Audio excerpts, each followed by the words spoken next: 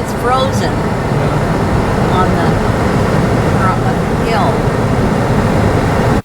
We are now on our way up this frosty morning to see the Dalles Dam.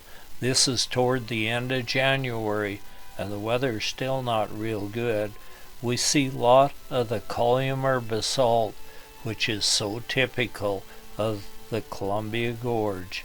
This is, it's the way the lava cooled as it was spit out of a volcano.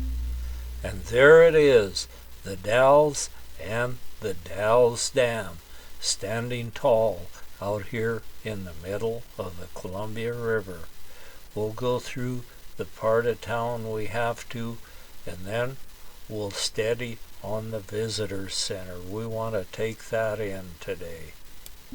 The Dalles was a very important historical site which played a big part in the Oregon Trail.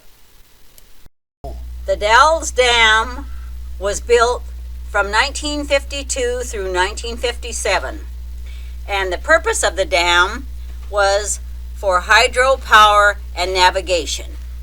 And the height of it is 200 feet, and its length is 8,835 feet, and the width is 239 feet. And in 1981, the Dalles Dam Visitor Center was built. And the Dalles Lock and Dam has been designated as a National Historic Civil Engineering Landmark by the American Society of Civil Engineers. The Dalles Dam is one of the 10 largest hydroelectric dams in the United States. The Dalles Dam is truly a giant in the world of dams. It just seems to go on forever. The Dalles Dam has a visitor center, a very nice one. I wanted to go in, but I found they were only open till noon on the day we were there, and we didn't get there till afternoon, so we didn't get a chance to go in, but at least Native Americans have continued to fish here.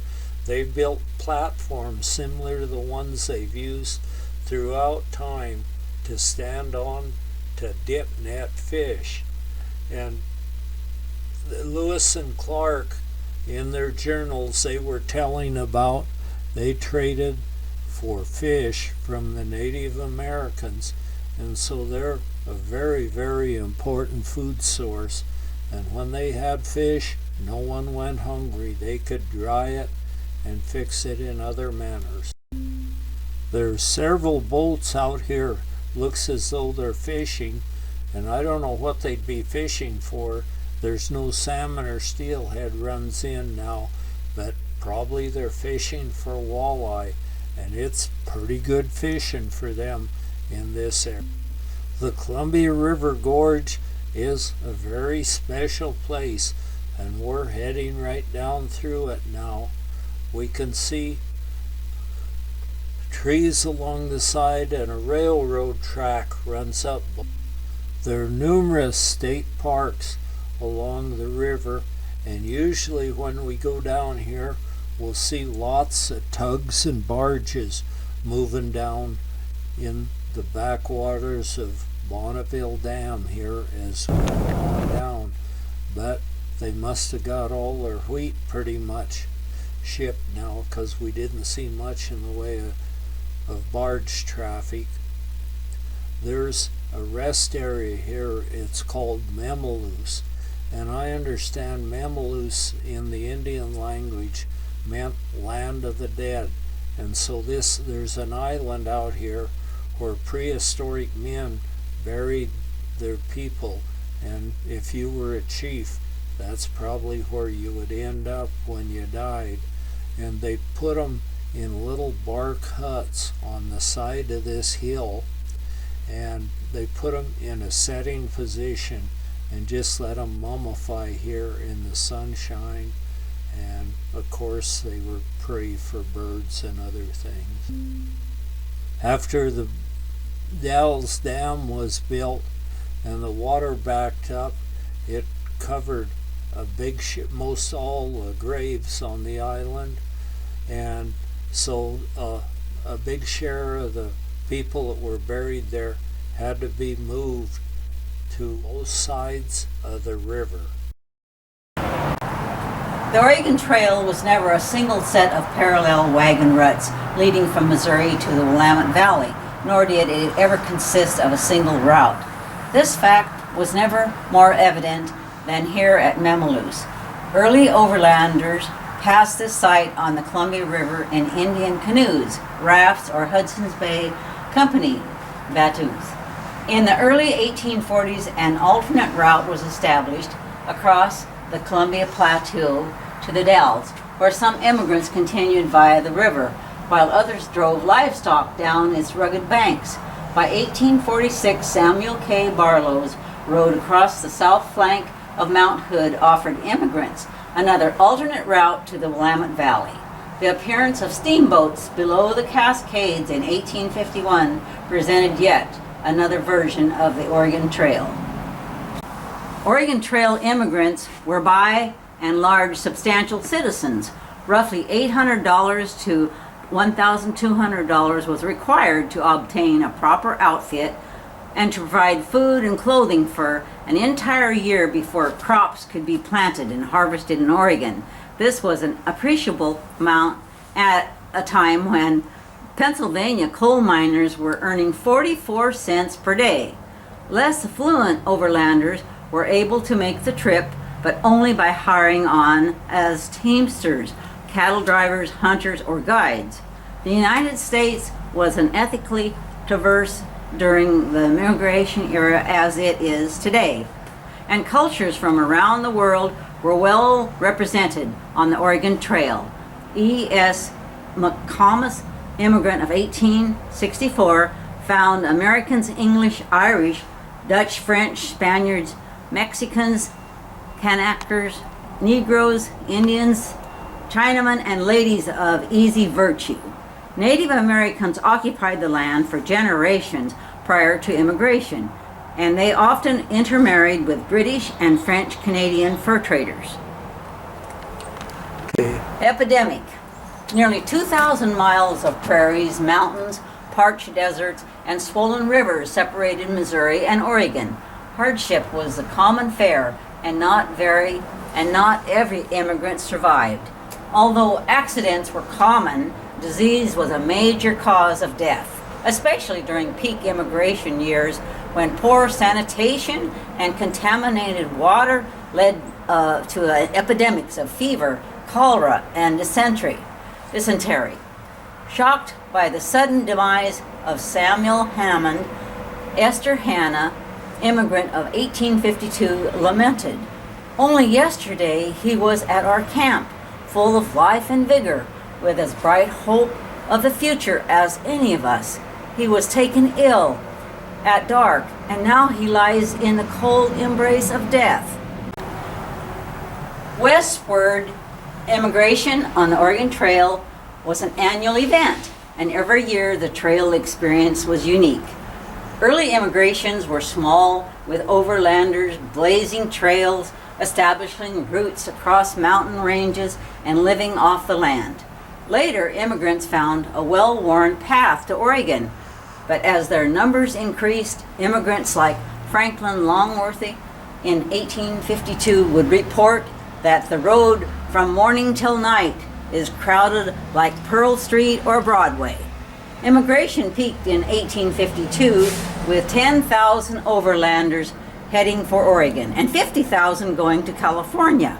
Wagons were reported traveling 12 abreast from St. Joseph, Missouri, and on the trail. Many immigrants, along with Abigail Scott, found but little grass, the first immigrants having taken it all.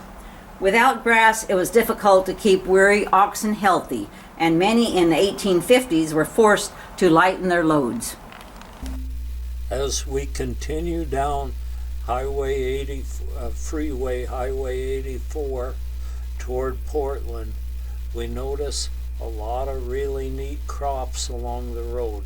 They grow lots of cherries and apples and even some grapes for wine. The Columbia River shines in the evening sun as the sun is trying to set by now as we get farther down toward Cascade Locks. Indians and immigrants. Are you on you want this next? Yeah. Okay. Diseases devastate tribes. Historians estimate that over 250,000 immigrants use the Oregon Trail, its various cutoffs and alternatives to move from the Missouri River to the Pacific Ocean between 1830 and 1870. Along with wagons and livestock, the overland migration also brought contagious diseases. A series of epidemics swept through the Willamette Valley and Columbia Estuary in the years 1830 to 1832 and destroyed an estimated 75% of the native population. These fevers and accompanying dysentery, referred to by the immigrants from intermittent fever or the bloody flux, continued well into the 1840s, when immigrants began arriving in greater numbers during the 1850s. The native population of the prime settlement areas was so reduced that survivors offered little opposition to the appropriation of their lands. 2,000 years ago, an ancient people lived in caves along the banks of the Columbia River and near Great Lakes that occupied the southern part of interior Oregon. By the time immigrants arrived, native villages occupied the mouth of the nearly every coastal stream, and at numerous locations in the valleys of the western ranges, wherever fish, game, and water supported life. The Indians of the Northwest perfected hunting and gathering to a fine art, and the land provided for all their needs.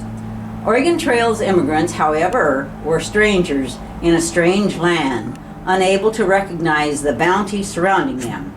Harriet Lafayette, immigrant of 1864, when offered salmon by Indians, exclaimed, "We, having never seen a salmon, refused it because of its color."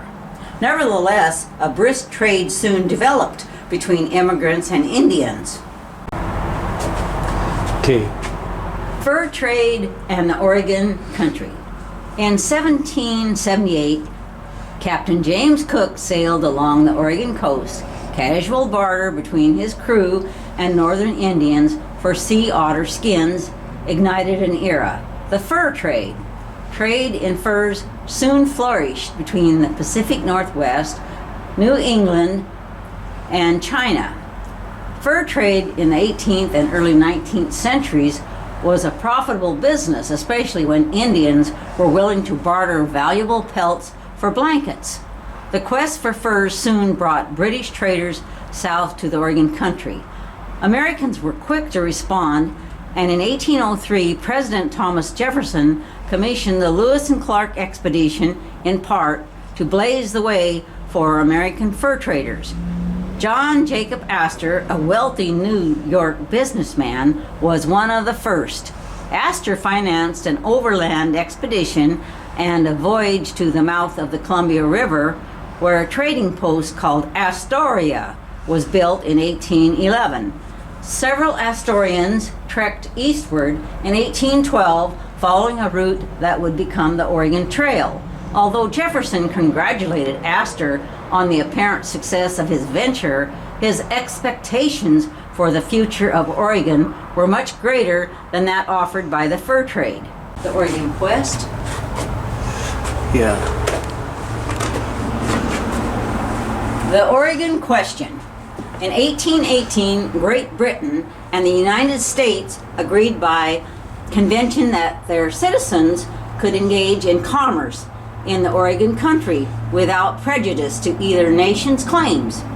Spain surrendered its claims to the Oregon country in 1819, but Great Britain and the United States continued to argue the relative strength of their claims for many years. During the 1840s, the Oregon Question was an issue of great national concern. The presidential election of 1844 was characterized by James K. Polk's belligerent campaign slogan, 54-40 or fight. Polk was prepared to fight unless the British rescinded claims to all lands south of latitude 54 degrees 40 minutes. In 1846, 3 years after the first large immigration on the Oregon Trail, a treaty established the 49th parallel as the northern boundary of the United States. Oregon fever. Westward immigration was motivated by more than politics and clever slogans. Some people sought relief from a depressed economy. Some were evading the law. Others were simply nomads in search of new horizons. Many immigrants were lured west to what Charles A. Brandt, immigration of 1851, called the Promised Land, by the prospect of up to 320 acres of free farmland. Oregon fever was a common complaint with as many causes as there were hundreds of would-be Oregonians. Thanks to Oregon State for providing us much very needed information on the Oregon Trail and the places where we've been today. Mamalu State Park offers a lot of historical information and is positioned on a bluff right above the Columbia River overlooking Mamaluce.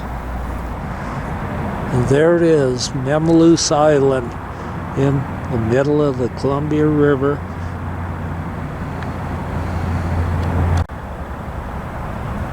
The monument on Mamaluce Island is in memory of the many Indian chiefs and other Indians that were buried on the island. The setting sun is a real beauty of a sight as it cuts the Columbia River, cuts through the Cascade Mountains and heads down the Columbia Gorge toward the Pacific Ocean. I'm sure the early inhabitants of this land appreciated the beauty of this spot.